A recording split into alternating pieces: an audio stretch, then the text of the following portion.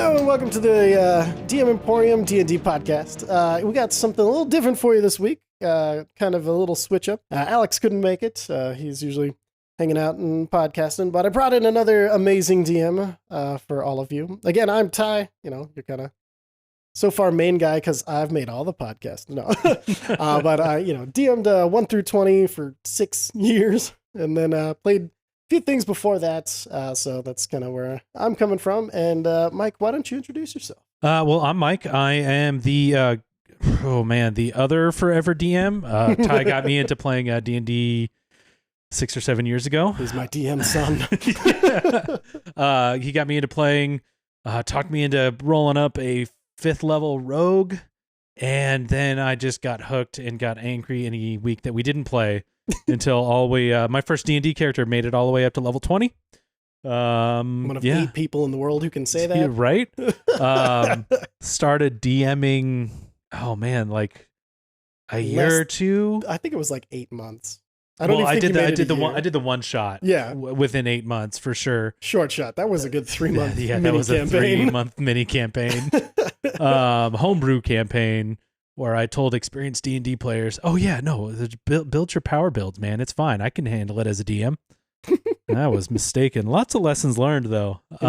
If as the DM who taught you, I was watching that going, I taught him not to be afraid of OP. This is good. Let's see what happens. Oh, he wasn't afraid enough.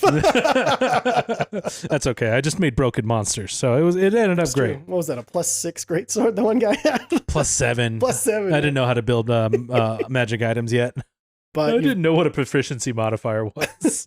But since then, you've taken a party from 1 to 14 now? They are, some are 14. I've got 2 at 15 in that campaign right now, yeah. Nice. And you guys do an experience base over there, right? No, we do milestone, okay. But I do it so that if your character is able to deal with and beat essentially whatever backstory tie-in that is presented, you get your next level a little early.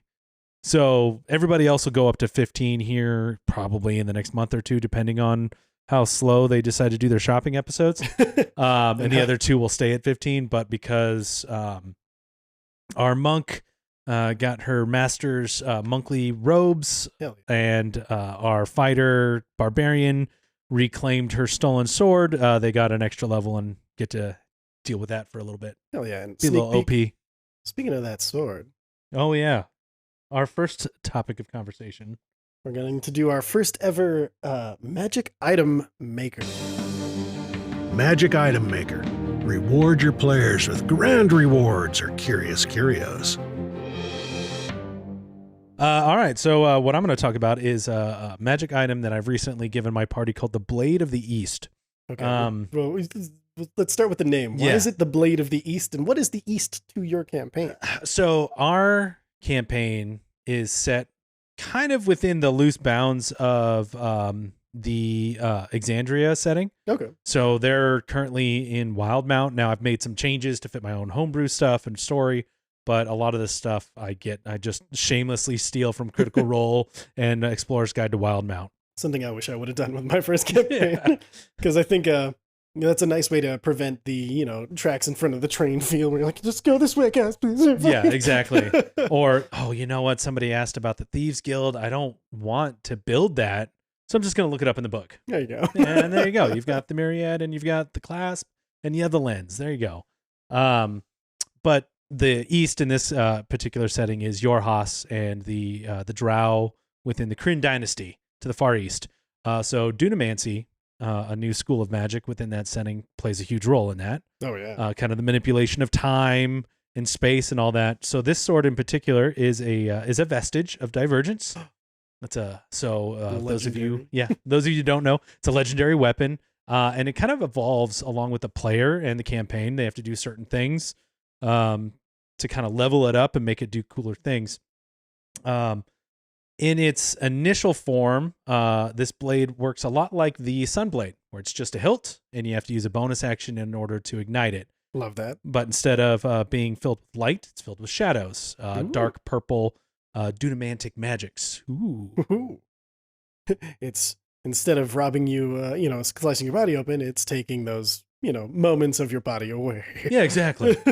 But it also can kind of, manipulate time a little bit. Oh.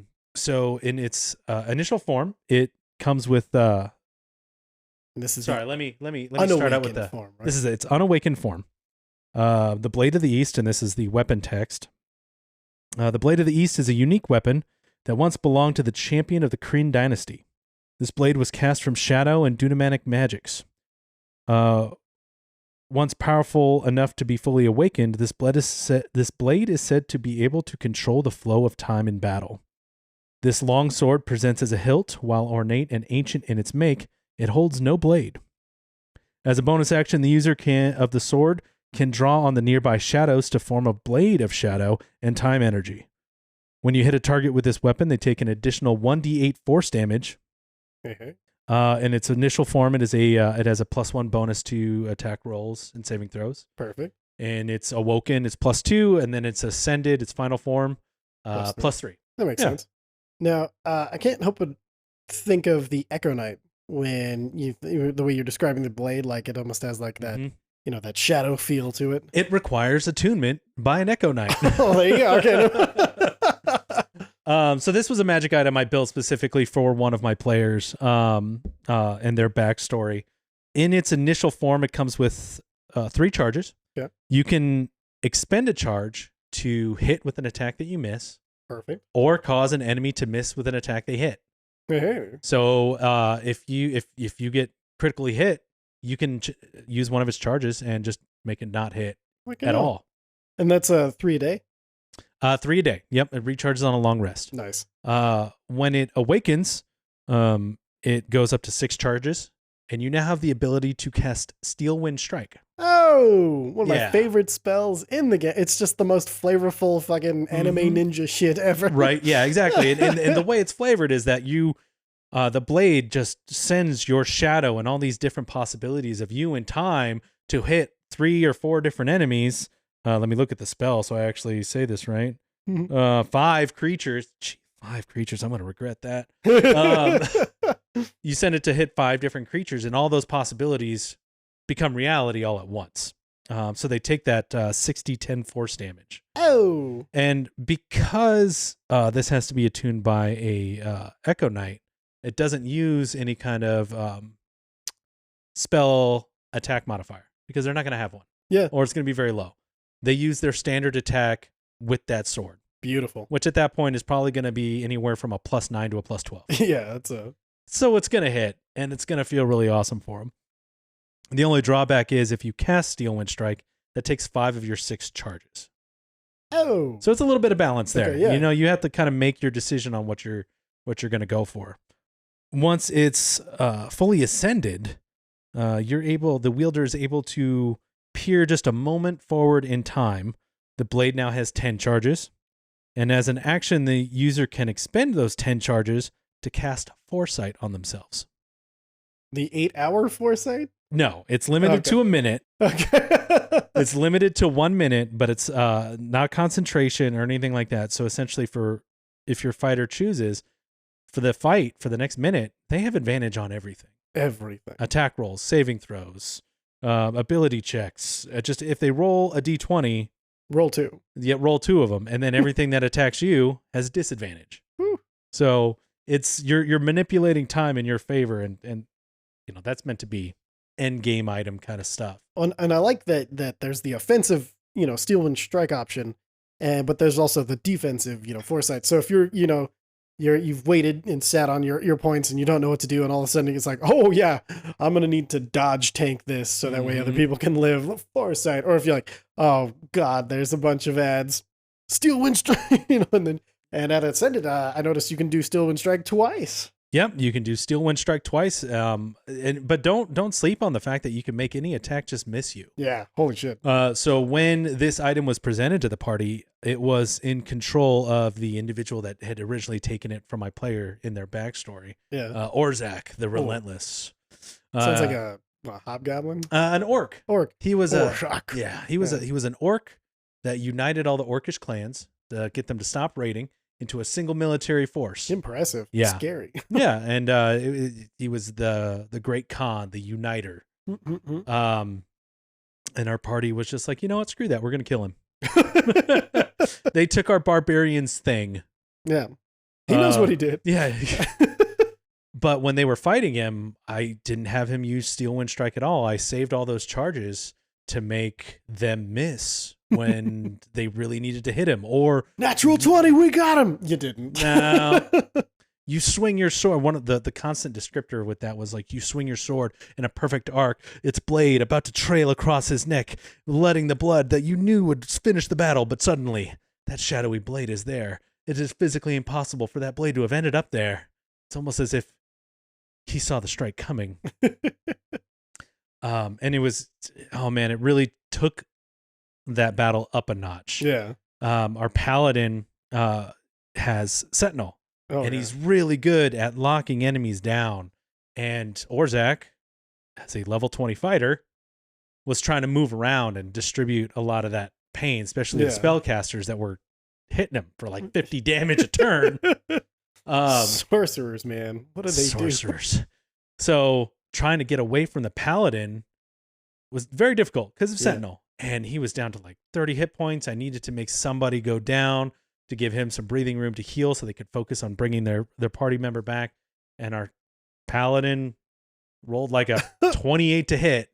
He's like, Sentinel, 0 movement speed. I'm like, yeah, but it misses. See, that's the joy of giving the party something after they've fought it, because then they know like the real value of that. Like, oh yeah, you're like, oh, this is the thing that let them do the crazy and now it's mine.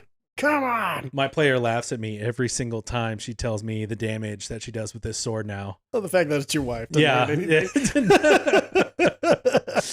I mean, I might as well go, err on the side of overpowered when it's your wife's magic item.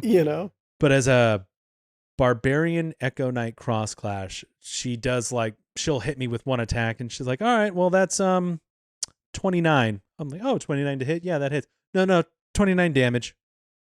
For both? Great weapon master. Nope, just one hit, 29 damage. How the fuck did you? Okay. All right. And then she laughs at me.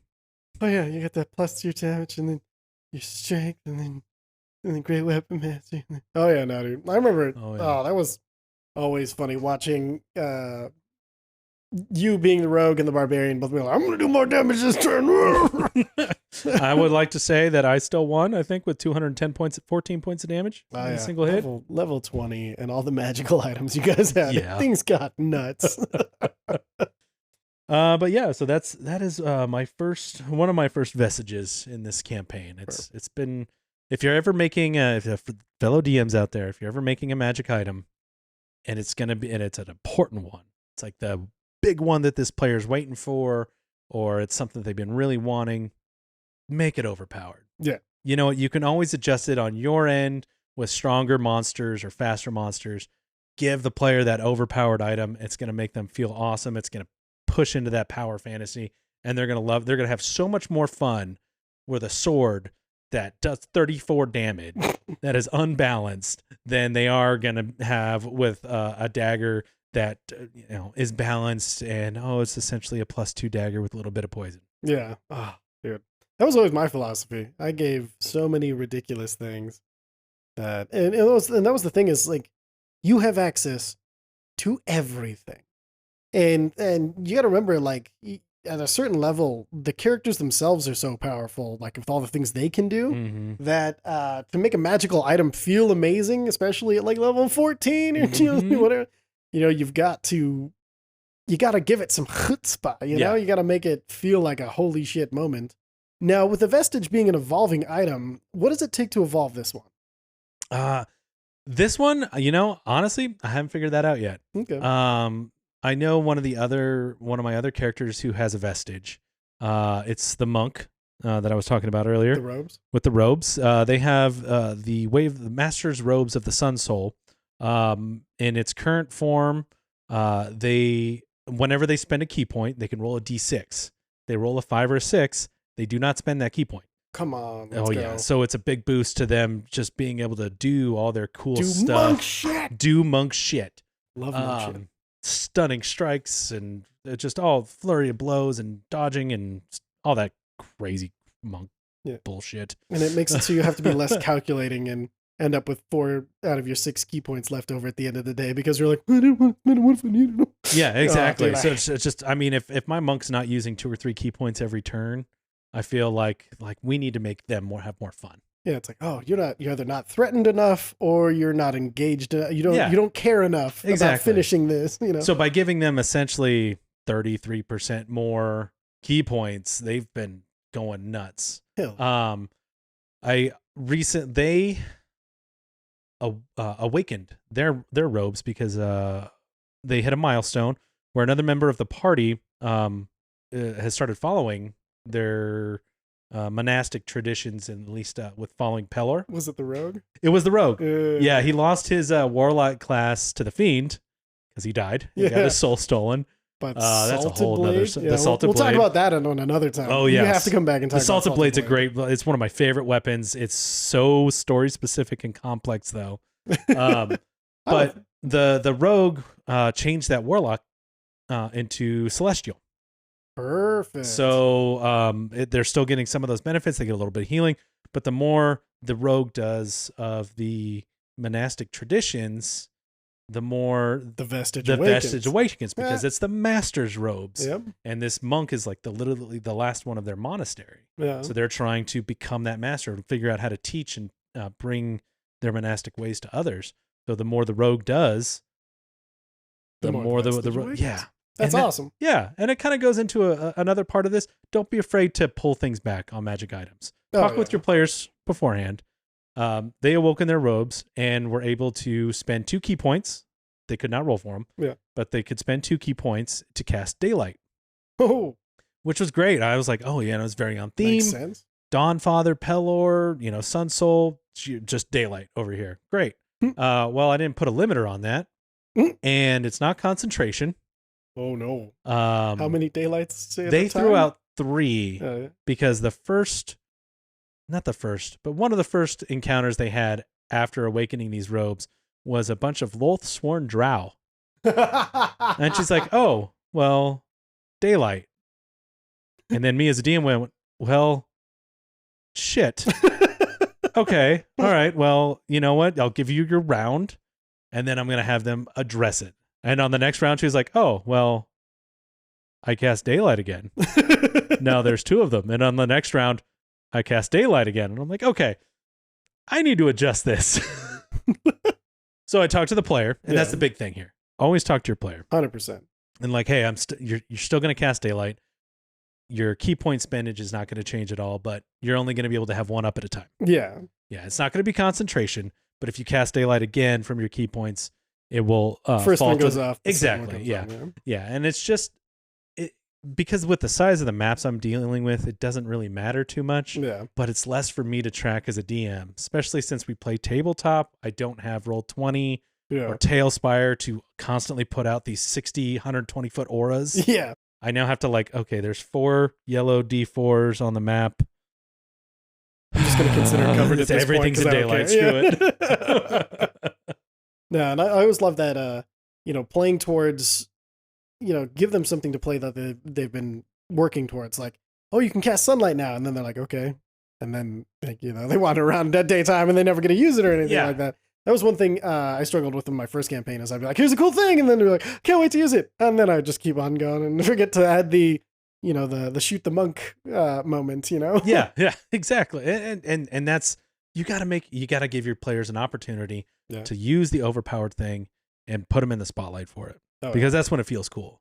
Like if you get a great magic item and you don't get to use it for 10 sessions, it's not going to feel as cool. No, it's going to feel like, oh, okay. Either that or when you do get to use it, you're going to be mad that you didn't get to use it before. You're like, I could have done this. How many times? What the fuck? Although it's great to use that where if you're able to implement a magic item that would have been useful for the last 2 or 3 sessions, but now continues to be useful for the next 3 or 4. Now, if they're in the dark constantly and you give them they're struggling with being able to see, there's all these shadows, blah, blah, blah. Moonlight Greatsword. Yeah. And then bam, they get Moonlight Greatsword or the ability to cast Daylight. And then everything just steamrolls. It just emphasizes how cool that magic item, i.e. that player, gets to feel. Mm-hmm. And it's really funny because I think there's a lot of debate of realism versus heroic fantasy, and it's like, make sure, you sit down with your players, of course, and you talk about which one you're going to do, but I know I vastly prefer heroic fantasy for my D&D games.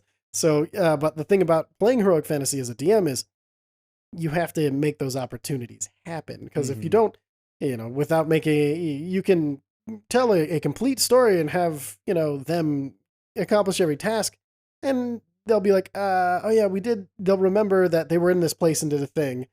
The best thing you can have as a DM is like, what did you guys do in DM? And they go, let me tell you about this thing I did. Yeah, oh yeah. And it's so specific to that thing that they did. You know? That excitement of like, oh man, I did this. My DM let me get away with it. Yeah, and the magic items are a great way to do that, and especially making it overpowered and then reeling it back. I've oh man, I remember when I screwed up the sorcerer fucking quick casting rules. Oh yeah, the sneak attack immolation.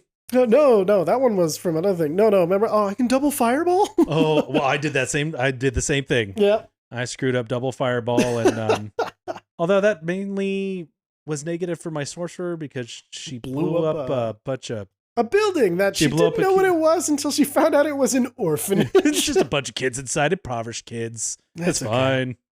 Just tell the Raven Queen to take him to a better place. Yeah. One that's not on fire. Oh, well, they were bad kids, so some of them are on fire. No. Fun fact, that was only the first of 3 times that she was declared a terrorist. That seems appropriate for that character. Yeah, but it's okay. She's a lord. She's a lady now. She's a lordship. She has property. Oh, well, in that case, she can blow whatever the fuck she wants. Exactly. That's what happens when you do all that messed up stuff and then return the emperor to his throne. Well, remember, it's only a terrorist if you're not the one in power. Exactly. All right, so those are some fun magic items. Let's go ahead and shift, since we're kind of getting into talking about more how we play. Why don't we do the way we play? We're going to talk about how to learn how to play as both a DM and a player. The way we play. Gonna talk how I play now? No, I don't know how. I will edit all work. of this out. So, learning how to play as a player and learning how to play as a DM. One of the best things I did, I think, when I started playing D&D was I made a character that was completely ignorant of the world setting that he was in. Yeah. Yeah, you played a Kenku who had been awakened into an Aarakocra and knew Jack.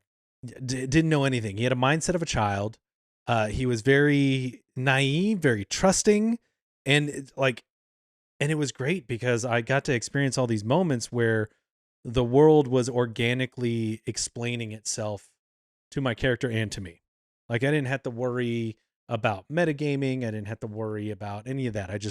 I didn't read any stat blocks. I didn't read any books. I didn't look online for the best rogue Aarakocra meta fucking abilities points. I just experienced the world of D&D through my character, and it was so much fun because I didn't know, oh, this thing's resistant to fire, and this thing's anti-magic cone, and this thing's a demon, and it totally sucks. Like, I'm just like, I don't know, I'm here. That thing's flying around and shooting rays at things. I gotta shoot it in its giant eye. I don't know what a beholder is. It was so much fun. Such a great way to learn the game, because then you experience the world and you don't have to pretend on how to interact with it. Yeah.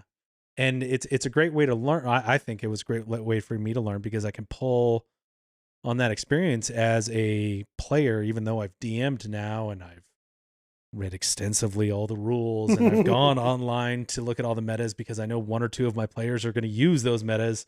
And you've Googled Aarakocra Rogue and seen the debate over that one. Yeah, exactly. I don't allow any of my players to fly. Let your players fly. Let your players fly. It's okay.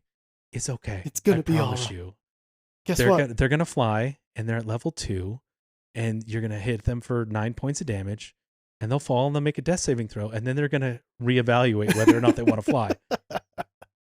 My monk did it because she plays Aarakocra. And it's fine. Let them have their fun. It's not that hard. Yeah. Oh, they'll be able to pass these traps. Yeah, that one player will. Oh, no. What about the rest? It's okay. Like, so will the dude with 28 passive investigation. What's your point? Yeah, like exactly. But now since I've DM'd and I've been playing in other games, my favorite, I guess, character archetype are the specialist. Not the specialist. It's the individual that it's the opposite of an edgelord, like a humble beginnings, humble intentions. My Aarakocra rogue. When I first made the character, he didn't have a tragic backstory. Rubber Lord instead of edgelord. Yes, Rubber baby buggy Lord. Yeah, there you go. But when I made that character, he didn't have a tragic backstory. He was literally just, he became awoken from a Kenku and was a rogue, and he was sent out to map out the area. Yep. And that was it. And then I had a tragedy when I killed your brother. Yes, exactly. We kind of he wasn't dead. Yeah, so it was all good.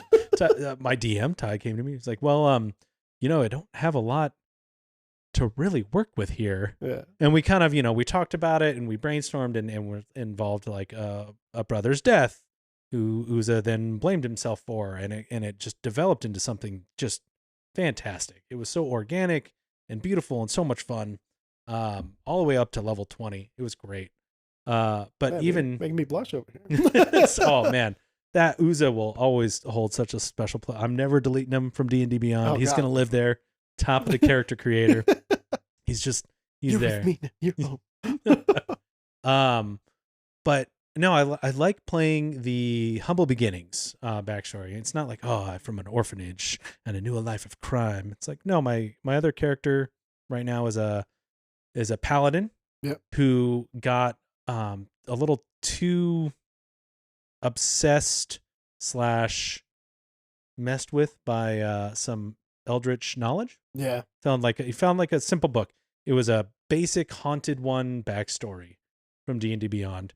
Finds a book that tells him secrets from beyond the grasp of the stars. Doesn't understand it. Just knows like this is bad and I need to address this. And his family thinks he's crazy and they kick him out. Yeah. And he joins a bunch of paladins of Tyr to try and figure out how to deal with this thing so he can just go back home and be with his family. And then he gets sucked into Barovia and has to deal with all the Strahd bullshit. Oh, so much bullshit. But it's a lot more fun when you get to, personally, I think, my preference, when I have to deal with how my character is processing all this information with the fact that he's like, no, I've got a daughter and a wife at home.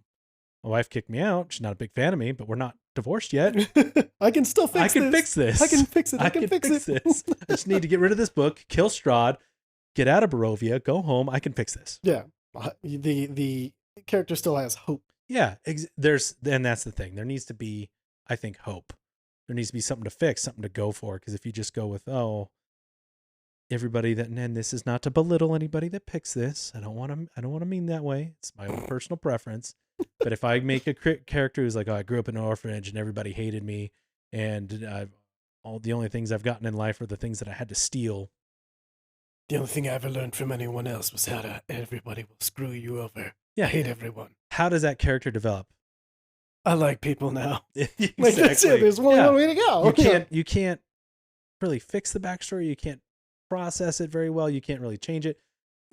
So it just doesn't get to go anywhere outside of your adventure. And I like my characters being able to live outside of whatever adventure they have. Yeah. So once they're done with their adventure, they can go home and realize that his wife and his daughter were very important. And you know what? I'm going to toss this book for someone else to deal with, or throw it in the bag of holding for the bag man to steal and give someone else. I'm sure my DM will love that. Now, when it comes to playing, how you said you like learning how to play. This is how you learned how to play as a player. We've gone kind of through your player arc as a DM, learning to play. How was that arc? And that is difficult.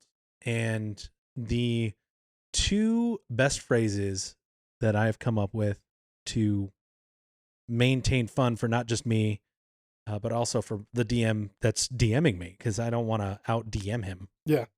Two things: willful ignorance. Yep. And strength and honor.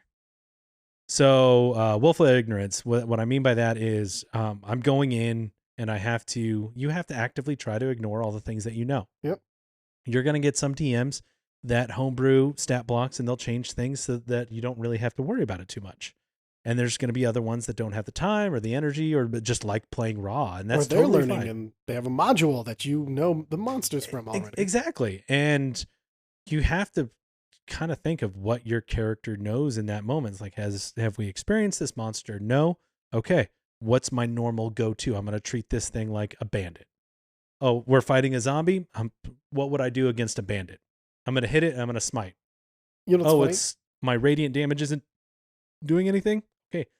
Now I know that. I got to figure out why. Exactly. Because it's funny. I linked that with the thing I had to learn was actual trust. What do you mean by that? The impulse that you know better or that you've already done this and you want to help. Even if you're trying to help, you're probably not going to because you don't know enough to help. Yeah. Your character doesn't know enough to help. But that impulse to do that, it overrides trusting the DM. And then it creates a weird dynamic where all of a sudden you're second guessing all of these things, even subconsciously. For me, it was subconscious. Yeah. And I didn't even realize. Then I had a moment of, what the fuck? Oh my God, I'm a dick. I've been playing like a dickhead. I gotta fix this. And then from then on, it was just actual trust. Yeah. Not just the not an active trust. Not a trusting that you're trusting. Because if you're not analyzing what that trust means in the moment and just acting on your impulses, you're not actually trusting them. You're just going, I trust that the rules are there and I know those. You're trusting the rules over the DM. Yeah. So actually trust of the DM is whatever happens is because that's what was supposed to happen. You don't know any better. Shut the fuck up and sit down. But I'm talking to past me there. Yeah, no. But that has to be balanced too, because there were times when you were playing and you brought up things and you corrected me, and they were actual things that I just weren't thinking of at the time. Like you guys were fighting a bunch of orcs, and there was a hand of Lothic who used command, and I was like, okay, one word command, they got to follow it. I was quickly reading through it because I was trying to get through a 7-player initiative order with like 15 monsters. Yeah. Okay, command, bam. And I pointed at Ty and seppuku. Okay. And you can't. That's not in command. You can't willfully do damage to themselves or knowingly hurt themselves. But to Ty's credit, he's like, well, that's not. Oh, you know what? Maybe this is a weird thing. Like, okay, and then he started rolling damage against himself, and I said, wait. What? Oh, you can't willfully damage yourself. And then I actually read the rule. It's like, you're right. Urinate.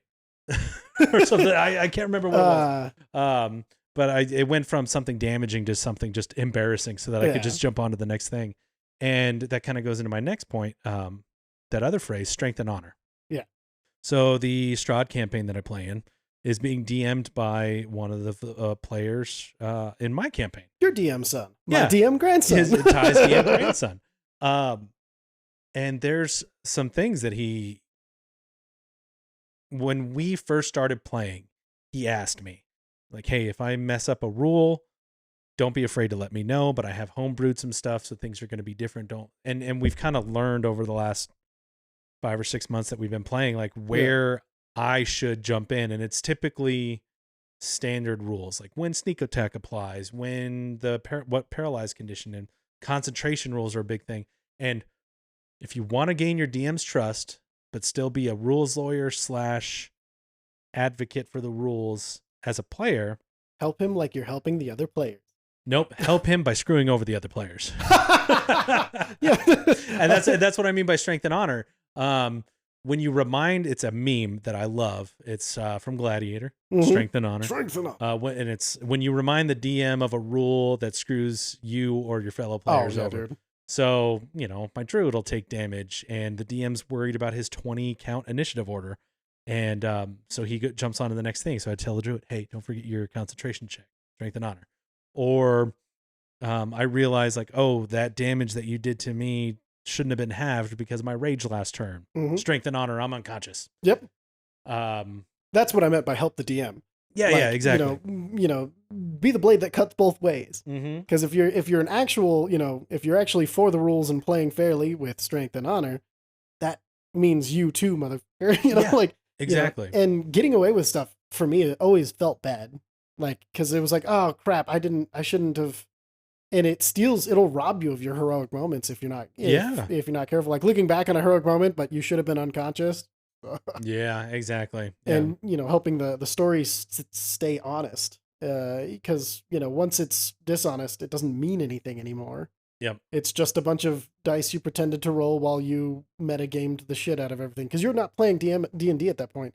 You're playing a different game on top of it of jousting with the other. Yeah, you're just trying to beat the DM. Yeah. Yeah. And that's not the goal of the game, right? You just to beat the game, the module. Yeah. You beat the monsters, not the DM. Yeah. Don't be the video game player, Yeah. That exact thing happened to me, actually. Yeah. I screwed up. My paladin's currently cursed. Yeah. Whenever he touches his weapons, he takes fire damage because he made a deal with a shadowy being. Yeah. Felt bad and got a powerful weapon and then felt bad about it. Felt it went against his oath. Mm-hmm. Got rid of the weapon and just kind of gave a middle finger to the shadowy entity. So now my paladin takes fire damage whenever he touches his other weapons. Yep. Every turn in combat, I'm taking 1d6 fire damage. Oh, it's not just the first touch; it's holding them. Every round. Woo-hoo! Every round, if I'm making an attack, I take that damage. So we were fighting something, and I can't remember what it was, and we forgot the damage. Yeah. For 2 or 3 rounds, and then I realized, like I nat 20'd, I'm about to roll. I'm like, oh man, this is great. I just nat 20'd. I'm gonna roll 2nd level smite. And then I realized, like, oh, this is perfect timing. I'm only at 2 hit points. And then I think, I haven't taken any fire damage. I told my DM, like, I haven't taken any fire damage. So he rolled them all. Obviously, I was knocked unconscious. Yeah. I went down, and it kind of screwed with things because everybody's turn was kind of messed up. But the combat flowed a little bit more naturally at that point. And my cleric is like, what are you doing? I have to heal you now. I looked him dead in the eye. Strength and honor. Hell yes. Yeah. But when you help your DM like that, they end up helping you more. It's true. As well. They're gonna give you the benefit of the doubt when you screw up, stuff like that. It also the tone of the game, the table feel. Yeah. It makes everybody feel like you're telling a story together, like everybody's involved. It isn't this side versus that side. Mm-hmm. It isn't combative. It's you can take joy in the awful things that happen because they happened because that's the story that you're telling, not we really got fucked by the DM that time with the fur, it's not this. It'll help the tone completely because, the DM one doesn't feel like they have to remember absolutely everything. Yeah. So they can engage in more storytelling things like setting the tone, describing things in more detail. They don't have to look and check on their notes in every single tiny little detail. They reduces their stress and their prep, and like it helps them out a ton if you're doing it right. Not being a dickhead. Well, and with that too, pro tip to DMs: don't be afraid to stop what you're doing and correct a mistake. And admit you're wrong. Admit you're wrong. And I don't know how many times I've been like, oh man, I totally forgot this thing. Okay, you know what? You've been unconscious for 2 rounds. Yeah, you're not unconscious anymore because I've been rolling this wrong. Or you know what? I've been doing this strength drain mechanic incorrectly, or whatever the case may be. You're conscious, or even the other direction. Like, hey, I have forgotten to account for the fact that you're standing in lava for the last 2 rounds. Yeah. I figure you probably wouldn't stand there for more than a round, but you're going to take your damage, and then we're going to move you. For me, like I'll even do things like, oh, okay, I was doing this wrong, and if we're like getting close to the end of the session, or I know I'm crammed for time, I'll just be like, just heads up going forward. This is different than what you think it is. Yep. Just go. Sorry. There's been a couple of times. One of the things I do is I run a lot of one-offs. Yeah. That are set within my world that have like kind of cannon fodder. Yeah, parallel that have kind of what's it? West marches. Essentially, within my campaign, there's actively another war going on that the players are acting outside of. Except for the time they killed one of the big bads. Yeah, except for one. Whoops. Gotta stop saying bring your most powerful shit to this thing. No, I like it though because I get to bring in my homebrew monsters. True. And test them out to make sure that they're not too overpowered. And there's been a couple of times like I can't use this monster. I just killed min-maxed character in 2 rounds. Oh, and I haven't taken any damage. Is that shadow? That was the shadow, Okay. which I was also running wrong. Oh, really? It has a strength drain attack. Yeah. But you're not allowed to target the same. It specifically says in the stat block, you do not target the same creature within the round. Oh, okay. So you were just knocking 12 strength. Oh yeah, no, off I was focusing on the fighter and the barbarian. I'm like, I'm gonna kill you. Amazing. And I did.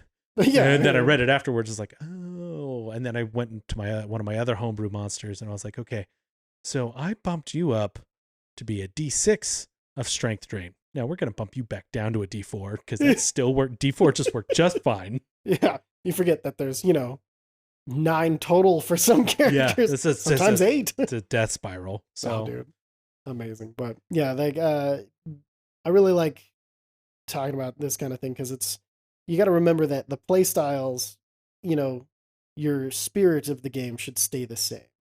Yeah, because it's really easy to fall into the different into the head to head when as a DM to just be like, oh, they just. They're just seeing me as the bad guy, so I'll be the bad guy. Or as as a player, just being like, well, he's gonna screw us anyway. I'm gonna screw him. But if you help with the table tone and you help maintain things and make things easier and all those things, like I think that's part of that. If you go through your learning curve properly, you should end at the end of it as telling great stories with other people. Yeah. No, and that's that's the biggest thing. If you're a player, don't try to be a DM. Just DM your own game. Exactly. DM the game you want to play. DM the game you want to play. The game you want to DM. Yeah. DM the game you want to play. And you know what? Just always err on the side of fun. You get the rule of cool and all that stuff. You can still do that with the challenging. Mm-hmm. I don't know how many times I've killed my players. I mean, let's face it. You're a big Dark Souls fan, and it bleeds through because challenge is delightful. Yeah. If I have an encounter that's not deadly, I'm doing something wrong. 5 a day. 5 deadly a day. Good luck. Let's go. There you go. Perfect. Plot point presentation. Plug and play plots for easy prep. All right. So you got, so we're doing plot point presentation, and you have some plot that you've plotted out and we're very proud of and really awesome, but it's just not going to fit. Yeah, it just happened. It just doesn't fit in there anymore. And I got this idea, from an episode of Supernatural, actually. Really? Yeah. Okay. If there's any Supernatural fans out there, the episode where they're fighting the djinn. Okay. Where he gets kind of like sucked into this world where all his wishes come true. The plot point was going to be endgame stuff. Yeah. Is they go up against the big bad, they fight the big bad, and they win. And it's great. Everybody's happy. And it was going to be one of those things like I was going to intentionally make the win a little lackluster, not really lackluster, but just a little. Yeah, that's all he had. Yeah, it's just enough to be like, okay, it was challenging, but it wasn't like the worst fight we've had. Not even close. Yeah, so but it only took 1 session, not 4. Yeah, exactly. But then start going into their characters' wrap ups, like what is your character doing now that the war is over, and what are you doing, and blah blah blah, and having the players essentially kind of sunset their characters. Yeah. But then in my descriptors, I was going to change things and see, and it was going to be kind of a test to see how much my players have been paying attention to. Sure. The world lore wasn't going to quite add up. Okay. Like the emperor's name was going to be, his attitude was going to be different. Wrong. He wasn't going to be like this stoic guy who's had to deal with hardship his whole life and bigotry that's trying to lead an empire. He's going to be happy-go-lucky and everything's fixed now and it's all wonderful. It was going to be a too good. Sunshines and rainbows. It was going to be sunshines and rainbows. All the problems of the world have been solved because you beat the BBEG. Yeah. And I was willing to do a couple of wrap-up sessions where they go fight off some lingering bad guys and to see how long it would take them to realize to scratch at the walls, to peel at that wallpaper that's a little too bright and shiny, and start to realize that no, they've been magically put to sleep or put in a coma or another reality to contain them while the BBEG goes and does. They've been Truman showed. They've been Truman Show. I mean, that's why it comes from Supernatural. You're asleep so that the BBG doesn't have to fight you. Oh, Like you want a happy ending? Here you go. hell yeah. Like here's everything that you want. And it was gonna culminate in the world confronting them. Like, what are you doing? This is everything that you want. Like, you don't have to risk your lives. The Empire is safe. All these people are secure. God loves you. The gods are loving of you, and these temples are being built. All debts are forgiven. Yeah, but then it's going to be like, yeah, but we're not actually doing. We're not together, or we're not. We're at odds with one another. I don't have a good relationship with the family that I did on my backstory, or my family came back to life because my rogue is a little bit of an edgelord. Yeah. He wrote Batman. My family came back to, I was able to bring my family back to life, but along with that, the people that killed them, they're back. Like, there's, I de-Batmaned myself. yeah, exactly. Like, and it's not fully developed because it was meant to happen 4 or 5 levels from now, but it's just not going to fit because they did their background, they did their research into the lore, and they realize that they're going to die at the end of the campaign. There's no out. There's no out. So it's kind of tying into it. The other plot point is that they died early on. Yeah, I remember that. And this was everybody was like, don't force a TPK. It's like, my party didn't run. I wanted to, but they wouldn't let me. Yeah, I started that encounter off by power word killing an NPC that was higher level than them. Yeah. And they did not panic and run away. They stood and fought. So they died. They all died. All died. And essentially the lore is that they all died, but they were brought back, and the gods kind of used them outside of their original destined death to kind of manipulate the events of the Prime Material a little bit more. But one of the players is now Paladin of the Raven Queen. Mm-hmm. And she did the research, and she found out, like, oh, all these individuals, all these fate touched, they die. They fulfill what they're meant to do. They're and the gods, glorified revenants. Yeah. The gods have to reestablish the balance. So they all die. Yeah. So now the players are struggling with, like, well, like, we have to do this. But like, every day we march closer to our goal is a day we march closer to our death. Yeah, that's why you need to escape to the Feywild. Oh, yeah. Where time stands still. So yeah, that's being a really interesting thing, and I've seen 2 of my players realize it, and the other ones are not quite there yet. Oh, that's funny. So yeah, like some of them are like making plans for the future and like what they're gonna do, and the other ones are like, why? Like, it doesn't. There's no tomorrow. Like, this is it. We give it our 100. We give it everything because we're dead either way. At least this way we can die with having done some good. Yeah, I can leave the world better, or I can leave it the same. And I should, if I don't make it for the better, I should have just died back there, and I'm gonna at least enjoy these few months that I've gotten instead of that. Yeah, and that's gonna be, spoiler alert for anybody listening. I hope it's not my players. Yeah, no players listening. Yeah, no players listen to this. If you're a player, go away. Get out of here. 5, 4, 3, 2, 1. That's going to be the big enticement of the BBEG. Gonna give them life? Not even give them life. Like, just, you don't have to fight me. You don't even have to join me. Just exist. Just walk away.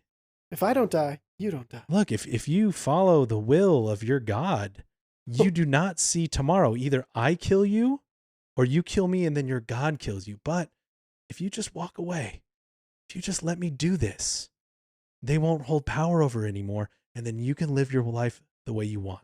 You imagine, like, he's like, yeah, they tried to steal years from me to power you, but I figured out how to become immortal, so we're all on permanent batteries if we don't kill each other.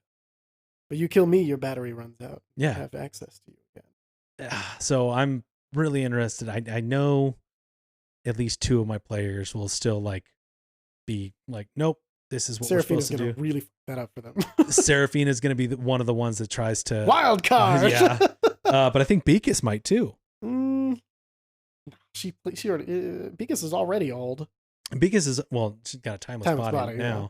but Beakus is a follower of Oh, Pelor and one of the prime deities and all that. But Beakus is also the last of the Sun Soul. Yeah. If he dies, and the other the rogue that I kind of mentioned earlier, and the rogue dies for Scene, that monastic tradition goes away. Like it's gone. It's lost to time. Purely visceral reaction. Arlen would fucking be like, oh yeah, no, for sure. I expect. No, he would have been on the I need to keep living because I finally found a place. Oh yeah, of so there you all go. These things that I've always wanted. I'm not ready yet, and we don't have to make this decision now. And you're not taking this from me yet. Ooh, maybe I'll had use a that. Fucking kid. Because technically your fate touched, and I can bring up Arlen. That's why I was like, "Yep, Feywild. Time stops there." You're good. Oh, if you kill me, Arlen's dead too, and his child will grow up without a father, and that'll be your mother. fault. And mother, yeah, because she died there too. Orphan. You're gonna orphan a poor a little man child who literally rose you from the dead and healed your wounds and got you. And I heard there was a hell of an escape from a dragon that would have killed you. So yeah, that's gonna be and that's the thing too. Like my campaign can finish on either note. Yeah, like they can continue on their path. They can fight the BBEG and see where that goes, or they can let the BBEG do what they want, and then the next campaign will start with that in mind. They become ring wraith like things protecting him. Like, listen, leave the fuck alone. I'm not even gonna make them do that. Like if they don't want to protect or fight with the BBEG, that's fine. But the BBEG's plot will have taken place and taken hold of the world. So the next campaign that I do, when I have energy and time to write one, we'll have that as a major factor, and it's a doozy. You could even have alternate reality campaign where they make the other choice than one they made, so they can see what would have happened. Oh, I like that. I thought about doing something like that. Well, because with mine, you guys could have joined, the dream, and then had it all split up into individual planes and things like that, which was exactly what he promised would have happened. Mm-hmm. Certain people would just be immortal, floating in space with the power to create. And then the next campaign, you would have figured out your characters are spawned. The world seems very small in this new campaign. It's like an island small, and you know how small. And then you realize that your new campaign is two of the people have bumped in together. Oh. And the part of the campaign would have been trying to pull the remaining people back together to reform the material plane. Oh, that would have been. I mean, you can still do that. I mean, Dark Souls. I'm probably going to essentially said, "Oh, you're different endings." Yeah, you picked the bad ending. Yeah, that's what we're basing the next game on. The bad one. Well, I mean, it's either that or just kind of calm, chill. Yeah. Whatever, Dark Souls 2, everything's all right. Dark Souls 2, into the pit. I think that is your official go time. That's my cutoff time. Before you go, we got to thank some people, namely Mike. Thank you for coming out. Oh, yeah. Thanks for having me. Amazing. I always love talking D&D with you, and you took some burden off of me this time because I didn't have to do too much talking. Nice. I get a couple beers. I mean, I love to hear myself talk. Let's go.